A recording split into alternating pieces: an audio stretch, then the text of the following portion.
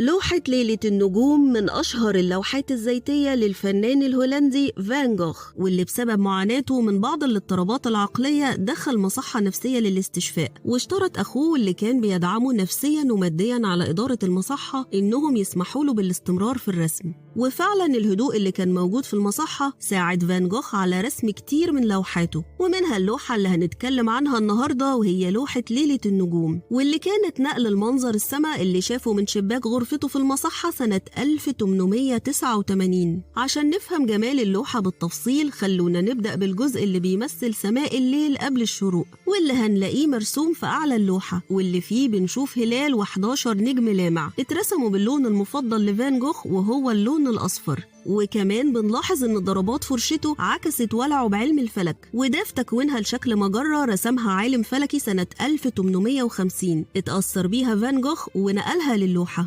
ودلوقتي هننزل للجزء التاني من اللوحة واللي هنلاقي فيه نهاية الجزء الواقعي والمتمثل في سماء الليل اللي شافه فعلا فان جوخ ورسمه، وبين جزء الخيال اللي بيتمثل في القرية المظلمة المتكونة من شوية بيوت مرسومة بألوان مختلفة مفيش فيها أي مصدر للضوء غير الشبابيك، واللي برضه اترسمت باللون الأصفر. والقرية دي رسمها فان جوخ بإلهام من ذكرياته عن القرية اللي كان بيعيش فيها في هولندا بلده الأصلي. وفي النص هنلاقي كنيسة بتعبر عن الكنيسة اللي كان بيتردد عليها في شبابه، بيفصل ما بين الجزء الخيالي والواقعي خطوط عريضة باللون الأبيض، والمرسومة فوق التلال اللي ورا القرية كتعبير عن ضباب بداية الصباح. ولو بصينا على الجنب شوية هنلاقي الجزء الأيقوني الشهير المحبب لفان جوخ، وهو شجرة الثرو اللي رسمها في أكتر من لوحة، زي لوحة طريق الريف في المساء ولوحة أشجار الثرو، وطبعا لوحة ليلة النجوم واللي رسمها فيها بطول مبالغ فيه وكأنها جسر بيعبر من الأرض للسماء،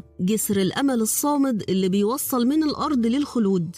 خلال حياة فان جوخ قدر يسيب ثروة فنية تقدر بحوالي 2100 لوحة، منهم 860 لوحة زيتية كانت أشهرها لوحة ليلة النجوم والموجودة حاليا في متحف الفن الحديث في نيويورك. وبالثروة الفنية دي قدر فان جوخ يحفر اسمه بحروف من نور كواحد من أشهر فنانين عصره. ودلوقتي هنتفرج مع بعض على شوية من لوحاته.